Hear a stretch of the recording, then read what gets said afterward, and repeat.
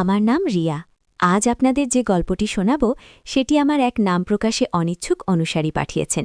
এই গল্পটি এতটাই গভীর, এতটাই আবেগী যে আমি নিজে না শুনে থাকতে পারিনি, আর আপনাদেরও এই গল্পটা শোনাতে ইচ্ছে করল।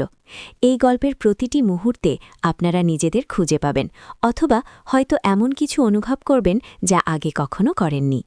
এই গল্পে আছে নিষিদ্ধ প্রেমের টান, সমাজের অচেনা দেয়াল আর দুটো মনের অনবরত যুদ্ধ। আর হ্যাঁ, পুরো গল্পটা মনোযোগ দিয়ে শুনবেন, কারণ গল্পের কোনো এক ফাঁকে আমি আমার ব্যক্তিগত ইমো নাম্বারটি দেব। নাম্বারটি পেতে হলে পুরো গল্পটি মনোযোগ দিয়ে শুনতে হবে। আমার জীবনে চাচার ডিভোর্সের ঘটনাটা একটা ঝড় হয়ে এসেছিল। চাচা অর্থাৎ আমার বাবার ছোট ভাই, তার স্ত্রী মানে আমার চাচার সাথে আমার সম্পর্কটা সবসময়ই বেশ বন্ধুত্বপূর্ণ ছিল, কিন্তু তাদের বিচ্ছেদটা আমাদের পুরো পরিবারকে নাড়িয়ে দিয়েছিল। আমাদের যৌথ পরিবার যেখানে সবাই মিলেমিশে থাকত, সেখানে এই বিচ্ছেদ যেন একটা ফাটল ধরিয়ে দিয়েছিল। চাচার স্ত্রী মিতালি আন্টি অত্যন্ত স্নেহপ্রবণ ছিলেন। তার চলে যাওয়াটা আমার খুব খারাপ লেগেছিল, কিন্তু এই ঘটনার পর যা ঘটেছিল তা আমার কল্পনারও অতীত ছিল। মিতালি আন্টির এক ভাই ছিলেন, নাম অনিকেত দা। আমাদের সাথে তার খুব একটা পরিচয় ছিল না, কিন্তু চাচার ডিভোর্সের পর মিতালি আন্টি যখন বাপের বাড়ি ফিরে যান, তখন অনিকেত দা মাঝে মাঝে আমাদের বাড়িতে আসতেন। তিনি মূলত মিতালি আন্টির দেখাশোনা করতে আসতেন। আমাদের বাড়িতে তখন খুব একটা আনাগোনা ছিল না। বাবা মা দুজনেই নিজেদের মতো করে এই পরিস্থিতি সামাল দেওয়ার চেষ্টা করছিলেন। অনিকেতদা ছিলেন একজন স্কুল শিক্ষক, শান্ত সৌম্য এক মানুষ। প্রথম দেখায় তার মধ্যে কোনো অসাধারণত্ব চোখে পড়ার মতো ছিল না। সাধারণ ছাই রঙের শার্ট, জিন্স আর চোখে একজোড়া চশমা, কিন্তু তার চোখে মুখে ছিল এক অদ্ভুত প্রশান্তি, যা আমাকে প্রথম দিন থেকেই আকর্ষণ করেছিল। তিনি যখন কথা বলতেন, তার গলার স্বরটা কেমন যেন মায়াবী ছিল, নিচু, শান্ত কিন্তু তীক্ষ্ণ। তাতে একটা অন্যরকম দৃঢ়তা ছিল, যা আমার মতো এক তরুণীর মনে এক অচেনা অনুভূতি জাগিয়ে তুলত। তিনি যখন বাড়িতে আসতেন, তখন একটা অন্যরকম নীরবতা নেমে আসত। আমাদের বাড়ির অন্য সদস্যরা নিজেদের কাজে ব্যস্ত থাকত, কিন্তু আমার মন আটকে থাকত তার দিকে। আমি জানালার পাশে বসে তার আগমন পথের দিকে তাকিয়ে থাকতাম। তিনি এলেই আমি আমার ঘর থেকে বেরিয়ে আসতাম, যদিও কোনো কথা বলার মতো কারণ থাকত না। শুধু একটুখানি তাকে দেখা, তার উপস্থিতি অনুভব করা, এটাই আমার জন্য যথেষ্ট ছিল। আমার মনে আছে একবার তিনি এসেছিলেন চাচার জন্য কিছু কাগজপত্র নিয়ে। বাবা তখন বাইরে ছিলেন, মা অন্য ঘরে ছিলেন, শুধু আমি আর অনিকেত দা ড্রয়িং রুমে। কেমন একটা অস্বস্তি, কিন্তু তার চেয়েও বেশি ছিল এক অদ্ভুত টান। তিনি এসে বসলেন, আর আমি তার সামনে একটা চেয়ার টেনে নিয়ে বসলাম। কি বলবো বুঝতে পারছিলাম না। তিনি আমার দিকে তাকিয়ে মৃদু হাসলেন। সেই হাসিটা আমার বুকের ভেতরটা কেমন যেন করে দিল। কেমন আছো রিয়া? তিনি জিজ্ঞেস করলেন। ভালো আছি, আমি প্রায় ফিসফিস করে উত্তর দিলাম। তোমার চাচার কথা খুব চিন্তা হচ্ছে, তিনি বললেন। হ্যাঁ, আমি মাথা নাড়লাম। এরপর কিছুক্ষণ আমরা চুপচাপ বসে রইলাম, কিন্তু সেই নীরবতাটা সাধারণ নীরবতা ছিল না। তাতে ছিল অনেক না বলা কথা, অনেক না বোঝা অনুভূতি। আমি তার চোখের দিকে তাকিয়ে থাকতাম। তার চশমার কাচের ওপারে লুকিয়ে থাকা গভীর চোখ দুটো আমাকে সম্মোহিত করে তুলত। মনে হতো এই চোখের মধ্যে হাজারো গল্প লুকিয়ে আছে। আমার মনে আছে একবার তিনি তার নিজের জীবনের কিছু কথা বলছিলেন। তিনি বলেছিলেন তিনি শিক্ষকতা করতে ভালোবাসেন, কারণ তিনি নতুন প্রজন্মের মধ্যে জ্ঞান ছড়িয়ে দিতে পারেন। তার কথায় একটা নিষ্ঠা ছিল, যা আমাকে মুগ্ধ করেছিল। তিনি বলছিলেন প্রত্যেকটা ছাত্রছাত্রীর মধ্যে আমি একটা নতুন সম্ভাবনা দেখতে পাই, তাদের আলোকিত করাই আমার জীবনের লক্ষ্য।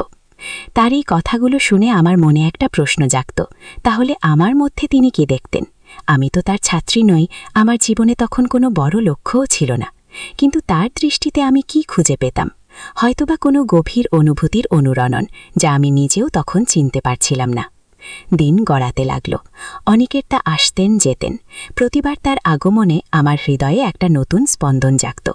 তিনি যখন কথা বলতেন, আমি মন্ত্রমুগ্ধের মতো শুনতাম। তার কণ্ঠস্বরের প্রতিটি ওঠানামা, প্রতিটি দীর্ঘশ্বাস, প্রতিটি চাপা হাসি, সবকিছুই আমার কাছে অমূল্য মনে হতো। তিনি যখন চলে যেতেন, মনে হতো যেন আমার জগৎটা ধূসর হয়ে গেছে। আমার বাবা মা এই ব্যাপারটা লক্ষ্য করেননি, বা করলেও তারা হয়তো ভেবেছিলেন এটা নিছকই ছোটদের কৌতূহল, কিন্তু আমার কাছে এটা ছিল এক নতুন পৃথিবীর দরজা খুলে যাওয়া। অনিকেতদা যেন আমার জীবনে এক নতুন আলোর রেখা নিয়ে এসেছিলেন। এক বর্ষার দিনে আকাশ তখন মেঘলা, গুড়ি গুড়ি বৃষ্টি পড়ছিল। অনেকের তা এসেছিলেন। তিনি বারান্দায় দাঁড়িয়ে বৃষ্টির দিকে তাকিয়েছিলেন। আমি তার পাশে গিয়ে দাঁড়ালাম। বৃষ্টি ভালোবাসেন? আমি জিজ্ঞেস করলাম। তিনি ঘুরে আমার দিকে তাকালেন। তার চোখে জল চিকচিক করছিল। ভালোবাসি, তিনি বললেন। বৃষ্টিতে মনে হয় পৃথিবীর সব দুঃখ ধুয়ে যায়। তার কথাগুলো শুনে আমার বুকের ভেতরটা কেমন করে উঠল। তার কি কোনো দুঃখ আছে? আমি জানতে চাইলাম, কিন্তু সাহস হলো না। আপনার কি কিছু হয়েছে? আমি আলতো করে জিজ্ঞেস করলাম। তিনি কিছুক্ষণ চুপ করে রইলেন। তারপর ধীরে ধীরে বললেন, জীবনের অনেক পথেই এমন রিয়া। কিছু পথ খুব সুন্দর, কিছু পথ বড়ই কঠিন, কিন্তু প্রত্যেকটা পথই আমাদের কিছু না কিছু শেখায়। তার চোখে সেদিন আমি এক গভীর বিষাদের ছায়া দেখেছিলাম। মনে হয়েছিল এই মানুষটার জীবনে হয়তো অনেক না বলা বেদনা লুকিয়ে আছে, আর আমি এক সাধারণ তরুণী তার এই বেদনাকে ছুঁয়ে দেখতে চাইছিলাম, তাকে সান্ত্বনা দিতে চাইছিলাম। কিন্তু আমার কি সেই অধিকার ছিল? আমি তো তার কেউ নই। আমাদের বাড়ির পেছনের বাগানে একটা বড় জাম গাছ ছিল। বর্ষার সময় সেই গাছের তলায় বসলে এক অন্যরকম অনুভূতি হতো।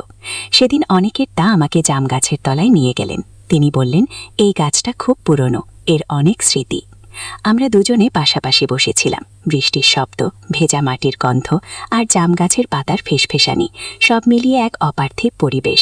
আমি তার দিকে তাকিয়েছিলাম। তিনি আলতো করে আমার দিকে তাকালেন। তার দৃষ্টিতে ছিল এক গভীর আবেগ, যা ভাষায় প্রকাশ করা যায় না। জান রিয়া, তিনি বললেন, কিছু অনুভূতি সময়ের সাথে সাথে আরও তীব্র হয়। কিছু টান কোনো বাঁধনে বাঁধা যায় না। তার কথাগুলো আমার বুকের ভেতরটায় অনুরণিত হচ্ছিল। আমি বুঝতে পারছিলাম তিনি কি বলতে চাইছেন, কিন্তু আমার ভেতরটাও তোলপাড় করছিল। আমি কি তবে এই নিষিদ্ধ টানটাকে আরও বাড়িয়ে দিচ্ছি? আমারও তাই মনে হয়। আমি প্রায় ফিসফিস করে বললাম। তিনি আমার দিকে ঝুঁকে এলেন। তার নিঃশ্বাস আমার মুখে এসে লাগল। আমার সারা শরীর কাঁপছিল। এই মুহূর্তের জন্য আমি অপেক্ষা করছিলাম, আবার এই মুহূর্তকে ভয়ও পাচ্ছিলাম। আমাদের দুজনকে ঘিরে ছিল এক অলঙ্ঘনীয় দেয়াল, সমাজ, সম্পর্ক আর নৈতিকতা। কিন্তু সেই মুহূর্তে, সেই জাম গাছের তলায়, সেই বৃষ্টি ভেজা দিনে মনে হচ্ছিল সেই দেয়ালগুলো ভেঙে যাচ্ছে। তার চোখ আমার চোখের দিকে নিবদ্ধ। সেখানে ছিল এক গভীর আকুলতা, এক তীব্র আকর্ষণ। আমার মনে হচ্ছিল আমি যেন চুম্বকের মতো তার দিকে এগিয়ে যাচ্ছি। তার স্পর্শ পাওয়ার জন্য আমার সমস্ত সত্তা অধীর হয়ে অপেক্ষা করছিল। তিনি আমার হাত ধরলেন। তার হাতের স্পর্শে আমার শিরায় শিরায় বিদ্যুৎ খেলে গেল। সেই স্পর্শে ছিল এক অদ্ভুত উষ্ণতা, যা আমার ভেতরের সব ভয়কে দূর করে দিল। আমি তার দিকে তাকিয়ে রইলাম। আমার ঠোঁট দুটো সামান্য ফাঁক হয়ে গেল। রিয়া, তার কণ্ঠস্বর কাঁপছিল। আমি আর কিছু বলতে পারলাম না, শুধু তার দিকে তাকিয়ে রইলাম। আমার হৃদয়ের সবটুকু আবেগ তার দিকে প্রবাহিত হচ্ছিল। তিনি আমার মুখের দিকে আরও একটু ঝুঁকে এলেন। আমি চোখ বন্ধ করে ফেললাম। তার ঠোঁট আমার ঠোঁটে এসে স্পর্শ করল, এক শোকনীল কোমল স্পর্শ। সেই স্পর্শে মিশেছিল এক তীব্র উত্তেজনা, এক নিষিদ্ধ আনন্দের হাতছানি। মনে হচ্ছিল সময় থেমে গেছে, চারপাশের পৃথিবী বিলীন হয়ে গেছে, শুধু আমরা দুজন আর এই স্পর্শ। এই প্রথম আমি অনুভব করলাম, প্রেম শুধু রোমান্টিক উপন্যাসে বা সিনেমায় থাকে না। প্রেম মিশে থাকে রক্তে, নিঃশ্বাসে, প্রতিটি ধুকপুকানিতে। এই নিষিদ্ধ প্রেম যেন এক নতুন জীবনের জন্ম দিচ্ছিল আমার ভেতরে, আবার একই সাথে আমাকে এক অজানা ভয় আর অপরাধ বোধের অতল গভীরে ডুবিয়ে দিচ্ছিল।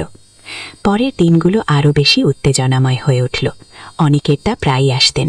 আমাদের দেখা হতো, কথা হতো। কখনো কখনো দেখা হতো নির্জন মুহূর্তে, কখনো বা সবার অলক্ষ্যে। প্রতিবার দেখা হওয়ার সময় আমার বুক ধুকপুক করত। তার চোখের দিকে তাকালেই আমার সব দ্বিধা, সব ভয় উদাও হয়ে যেত। শুধু থাকত এক তীব্র আকর্ষণ, এক নাছোড় বাঁধা টান।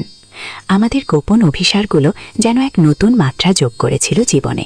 কখনো বাড়ির ছাদে, যখন সবাই ঘুমিয়ে পড়ত, কখনো বা পেছনে নির্জন বাগানে, রাতের অন্ধকারে। প্রতিবারই মনে হতো এই বুঝি কেউ দেখে ফেলবে, ধরা পড়ে যাব। কিন্তু সেই ভয় যেন আমাদের টানটাকে আরও বাড়িয়ে দিত।